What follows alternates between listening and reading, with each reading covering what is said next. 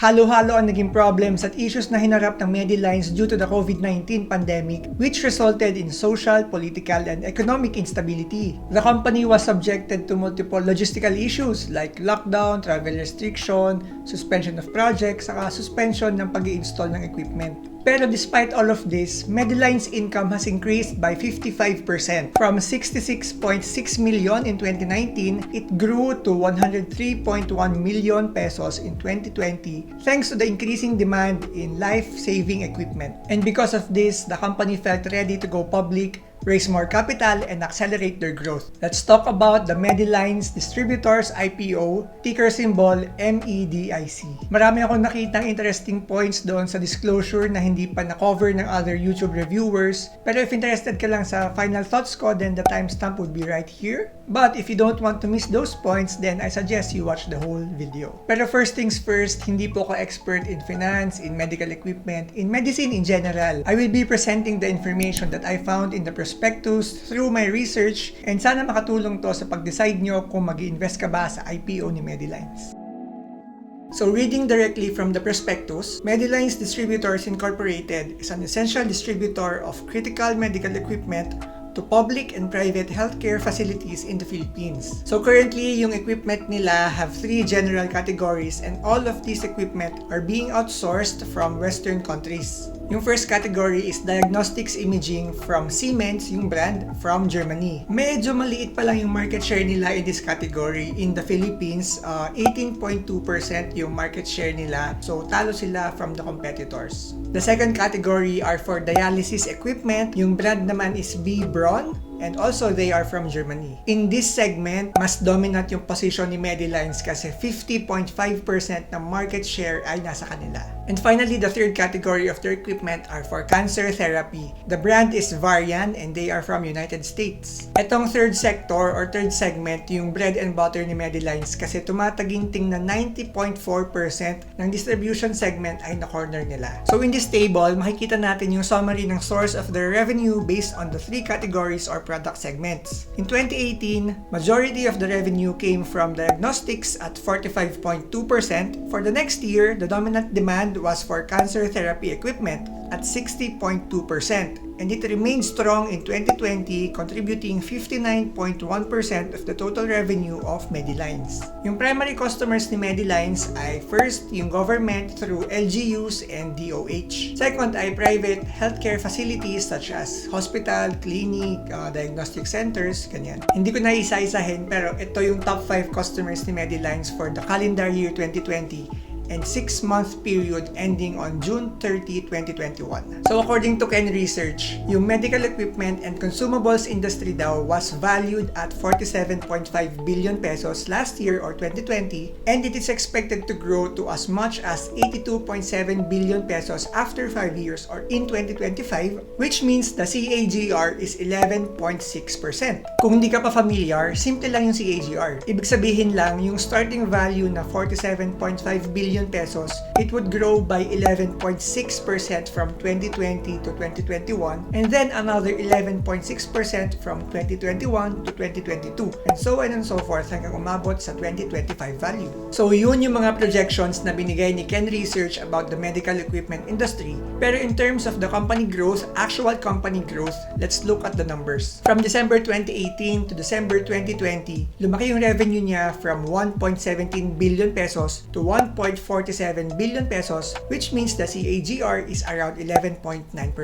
So for the same period, lumaki yung net income nila from 77 million pesos to 103 million pesos with a CAGR of 16%.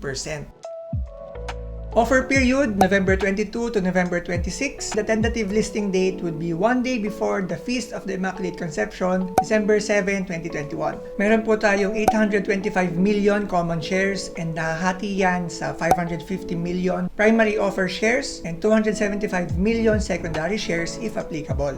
The final offer price will be released on November 16, 2021, pero it can go up as much as 2.45 pesos. The estimated public float is 30%, which means kung masubscribe lahat ng offer shares, primary and secondary, then 30% of the whole company will be owned by the public.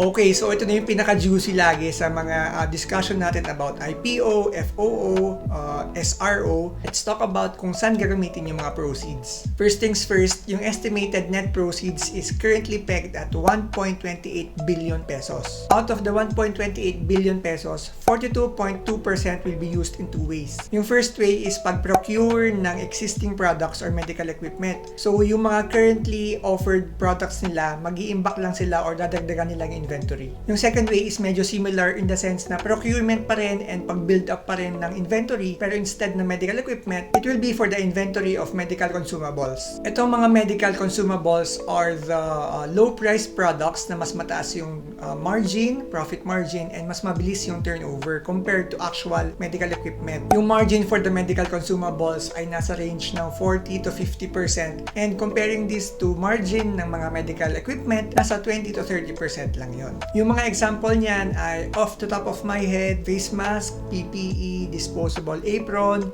disposable medical gloves, yung mga ganon, syringe, pwede din. And then going back, yung remaining na 57.8% ng net proceeds, as usual with any IPO, gagamitin siya pambayad utang. 743.1 million pesos will be used to pay their debts and financial obligations to these banks. Ngayon, pag-usapan naman natin yung growth ni Medilines during the pandemic. Ayokong gamitin yung term na blessing in disguise kasi maraming namatay, masyadong maraming naapektuhan yung kabuhayan, nawala ng trabaho, naghirap dahil sa pandemic na to. So, wala tayong karapatan to claim na blessing siya kahit na very small scale kasi hindi blessing yung pandemic. Pero with that said, coincidence or not, sobrang sakto yung mga equipment na ino-offer ni Medilines to help battle the COVID-19 pandemic. And when I say battle, this can be interpreted in two ways. First is COVID detection. In response to the pandemic, sinuportahan nila yung healthcare system natin by providing CT scan machines and X-ray machines. These machines are the primary analysis tools na ginagamit ng mga medical technicians or medtech for early detection of COVID-19. But it didn't stop there. Para sa mga COVID-positive patients naman, Medilines also provide dialysis machines and portable reverse osmosis machines.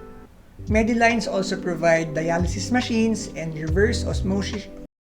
Medilines also provide dialysis machines and portable reverse osmosis machines for the treatment of COVID complications inside the ICU.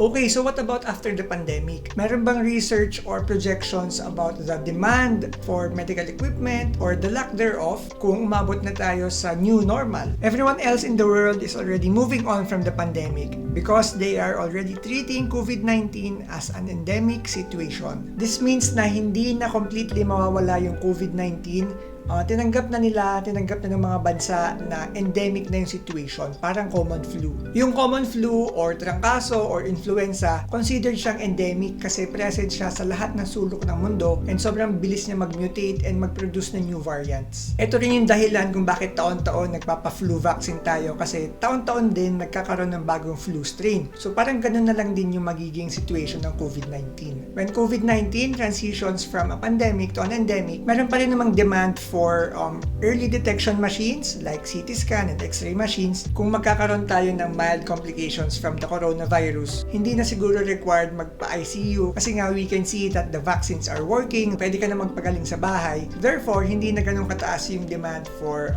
treatment machines like dialysis machines and portable reverse osmosis machines. Now let's try to switch our mindset and try to look at the bright side and imagine the best case scenario. What if instead na maging endemic yung pandemic ngayon, what if completely nawala na yung COVID-19? Will it be bad for Medilines? I cannot give you an objective answer to this kasi marami pa ring factors in play. But what I can tell you is kahit wala na tayong ginagamot na mga COVID complications, perfectly suited pa rin yung equipment lineup ni Medilines to address some of the top causes of mortality in the Philippines. So in short, kahit wala ng pandemic, nandyan pa rin ang mga cardiovascular diseases o mga heart-related problems. Cancer, chronic obstructive pulmonary disease or COPD, diabetes, pneumonia, tuberculosis, and much more. Ito yung mga top causes of death sa mga Pinoy. Okay, so regardless kung magpa-participate ka sa IPO or not, let's hope for a successful offering kasi crucial ang role ni Medilines in our battle against this pandemic. Let's hope that the IPO proceeds will be used as intended and will be used to expedite the delivery and distribution of medical equipment. I'll see you on the next one. Bye-bye.